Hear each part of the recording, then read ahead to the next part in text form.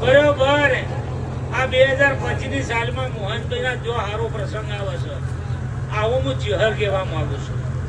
તે તો મારો ભગવાન જોઈ રહ્યો છે, દીવાનો રોમ જોઈ રહ્યો છે, એ વિહત મેલડી જોઈ રહી છે.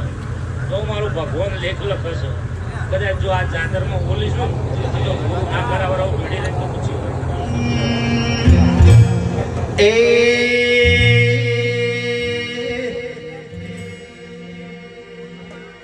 એ